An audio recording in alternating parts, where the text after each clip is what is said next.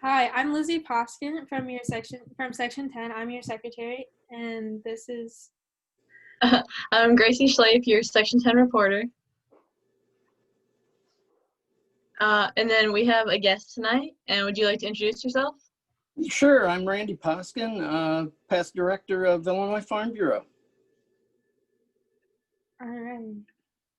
So, um, we are interviewing Randy tonight. And so our first question is describe yourself and your job. So let's see, the last 10 years I've been director of Illinois Farm Bureau, and I've represented Fort Iroquois County Farm Bureau, Livingston County, and Kankakee, 3 county farm bureaus in my district. Served them for 10 years on the board. We meet in Bloomington, Illinois. So I get elected to this job, so to speak, 2-year term. You can serve 5 times, 10 years total, and I just tenured off earlier in this month. So now I'm no longer a director. I'm an immediate past director. Oh, okay. Well, thank you. What does the Farm Bureau do exactly, and how does it affect the farmers? Oh, very good. So Farm Bureau is the nation's largest farmer member organization. So we have a policy book, which is something that's brought up from the grassroots of our membership, kind of like having ideas of what would be good for farm policy.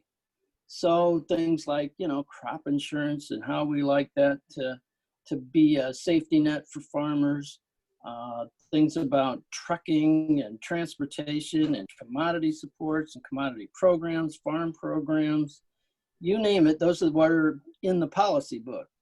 Now, in Illinois, we have roughly 370,000 members, of which about 73,000 are farmer members. And so there are 18 districts across the state, and then there's a president and vice president of Illinois Farm Bureau. So the board is basically those 20 people. And we meet monthly and for 3 days each month, plus if there's needed to be conference calls or such, then we do that. And then we're in a normal situation, we're out visiting our county farm bureaus, but everything's on Zoom now. So very, very few meetings this last year, in-person meetings, put it that way. So, on your average day with the Farm Bureau, what would that look like? Well, what is average? So when I went to Bloomington, we would start meetings at 8 o'clock in the morning, and we'd be done somewhere around 5:30, 6 o'clock each afternoon. We would start with the agenda of, state and local government, finance committee, national affairs and marketing committee, and then we'd also have our membership services and public relations committee. So we had those 4 committees would give reports, plus we have anything that might be legal matters that come under the general counsel. And there was always a lot to discuss. Things that are like with the Illinois Department of Agriculture, the USDA, different EPA would always have new ideas on what they would like to change in regulations. And, there's always trucking laws that change. There's things that affect farmers that do a lot with transportation. There's always new challenges for running your semis down the road and the registrations and all the requirements that those agencies need. So, how did you first become involved in the Farm Bureau or in agriculture at all? Sure. So, of course, being raised on a farm, and I went through 4-H, and then college. I was in agriculture, studied animal science. But when I got on the Farm Bureau board, I think was around 1989, somewhere in that time frame. So I'd been on the Fort Iroquois Farm Bureau board for about 20 years before I became district director. I had served at Fort Iroquois for about 10 years as a board member and a vice president. And then when the president moved on, I became the president of Fort Iroquois. I did that for 10 or 11 years. I was president at Fort Iroquois Farm Bureau. And then I ran for district director and did that for 10. So you can, in all total, I've been serving on a board in Farm Bureau for about 30 years doing this. So, and now it's going to get pretty quiet. I don't come February, I might not have a Farm Bureau meeting to go to. We'll see. Okay, so you mentioned animal science in college. So what other education did you need to obtain your job in Farm Bureau? Well, actually, you don't have to have a degree to be a director. It's an elected position. And I think basically it'd be like running for a representative in the state legislature. You know, there's a little bit of politics to it. You gotta get their votes, and you get their votes because you've spent so many years being a county president or a county officer that they're familiar with, and they know that it'll go on to the state board and then represent their needs too. And that's really staying in touch with the county farm bureaus, telling them what's going on, and see if they have any issues that you need to bring forward. And that's kind of what I did for 10 years. Okay, so what would you tell someone who is interested in an ag career, but especially someone who's interested in becoming part of the Farm Bureau? Well, so there are 93 county farm bureaus in Illinois, and they all have a manager. Now, there are shared managers in several of them. I want to say there's probably 85, 87 county farm bureau managers across this state. Plus, you also have everyone in Bloomington that is division heads. They're doing different roles in Farm Bureau, whether it's membership, finance, national affairs and marketing, or the Illinois government. And we have a large presence in Illinois government, and down in Springfield is when they're in session too. So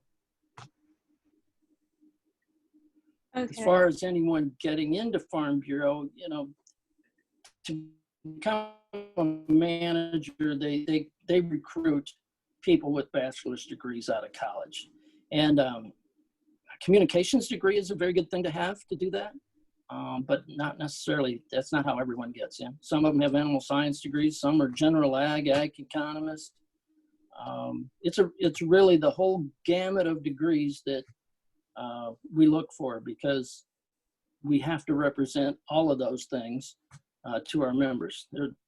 They need the ag economists, they need people that are good at business and taxes and you name it, animal science, the dairy science, and we're all different looking on our farms. We have to try to fill the void for all of them.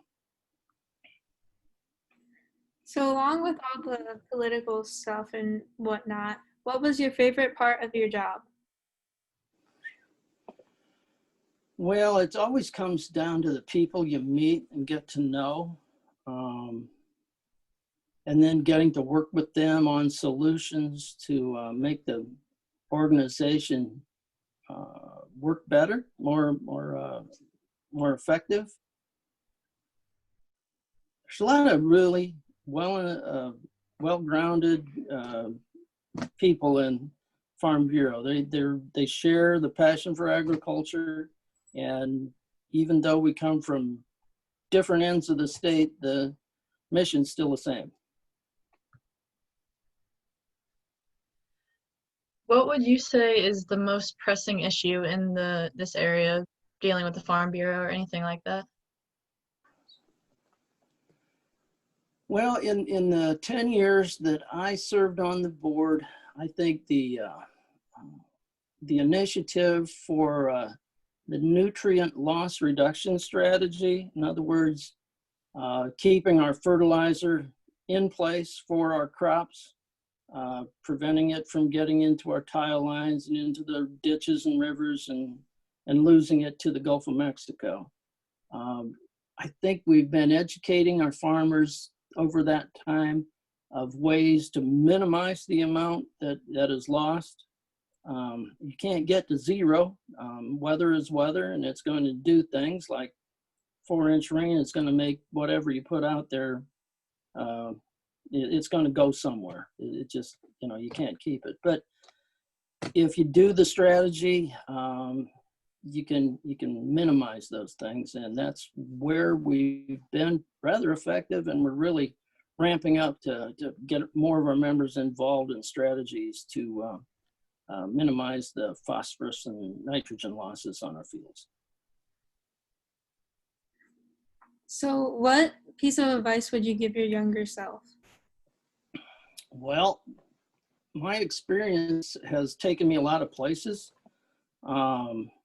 I've been into Congress, been to Springfield several times. I've got to go to the White House. It's taken me places that a small farmer from Ashcombe, Illinois you wouldn't think would get around to all of these events and meet the people that I have. That, to stop and just take note of where you're at and appreciate it.